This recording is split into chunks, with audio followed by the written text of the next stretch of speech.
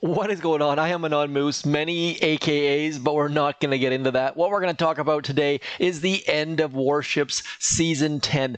First of all, if you never played a single match in Warships, do make sure you click on that icon because you know what? You still get rewards. As you can see here, I had 0 battles fought, still picking up 50 diamonds, 12 trader tickets. So if you have an account that you didn't play or you don't care for Warships, jump in there, get the rewards. That is fairly critical. Now that that's done, we're going to pause and come back on a different account in just one moment.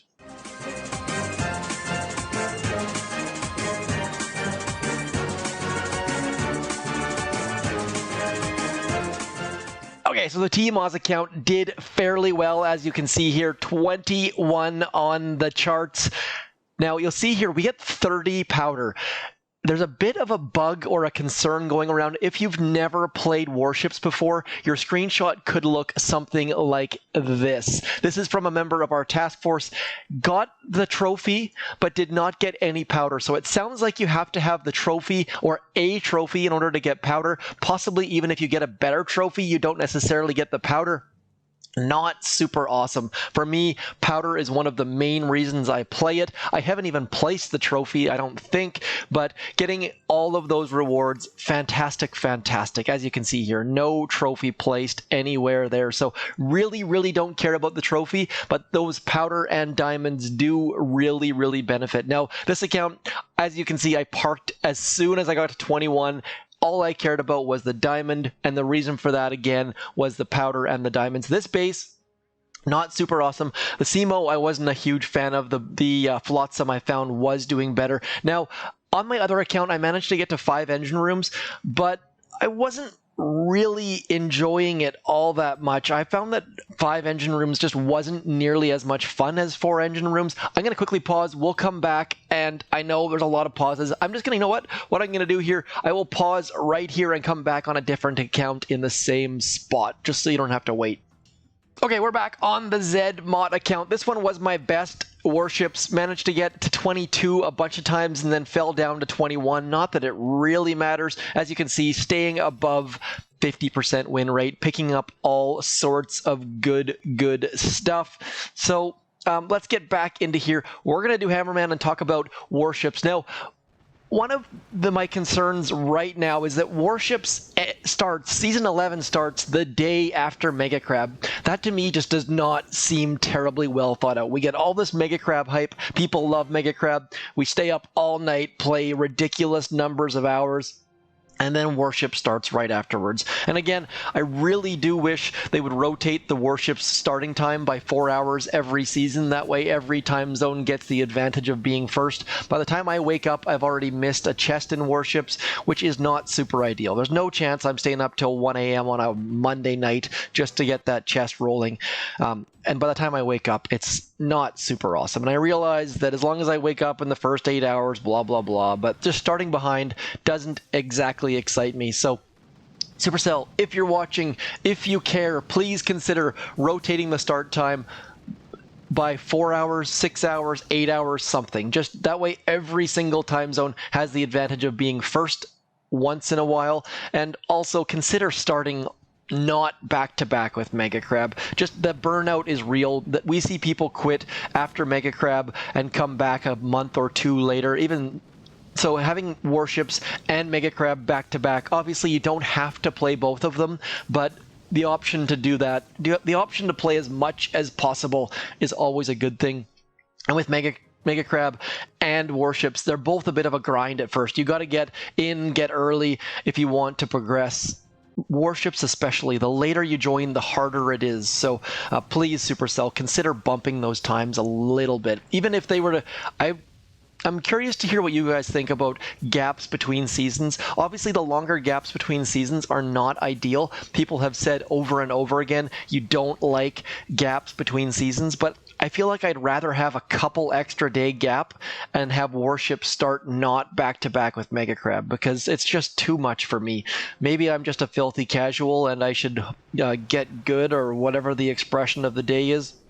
But it just feels, and by the way, so far, Hammerman is going down with a whimper. This is probably the easiest Hammerman. Oh, I spoke too soon. Here come all the riflemen. But even still, oh, wow, another set of 8 boats. So we are about to get absolutely pummeled by Hammerman, but at least we get to see our minefield go to work. I love watching the minefield go to work. The minefield is simply magical, watching troops just die, but without a prototype, it doesn't look like we're going to take down stage 6. So you know what?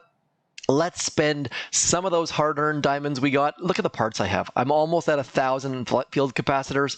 Let's get a hot pot. Hot pot is the hero of all things Hammerman defends. I love it when there's hot pots in the shop, and I always hear from all of you when there's not, because they're like the easy button. I think is that Staples that had those commercials with the easy button?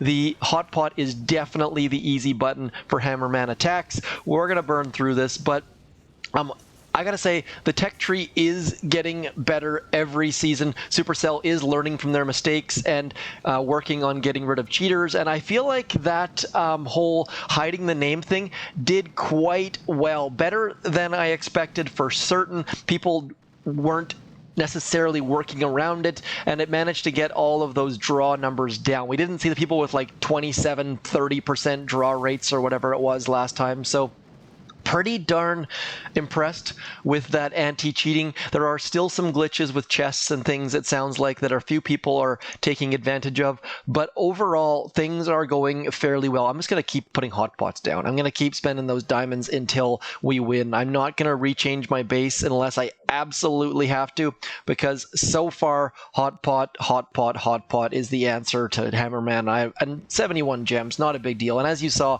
I have hoarded those parts for long enough. It's time to get some down.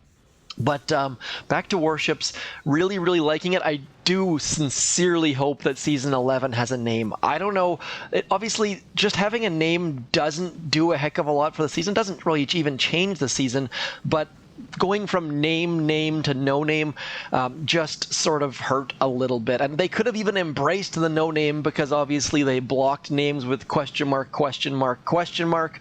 But I think even with an extra hot pot, we're potentially not going to get this down. I'm sort of amazed at the moment. It looks like maybe we can get this. Look at that. One bombardier with 0 health is going to take us down. Just embarrassingly bad. That's no fun.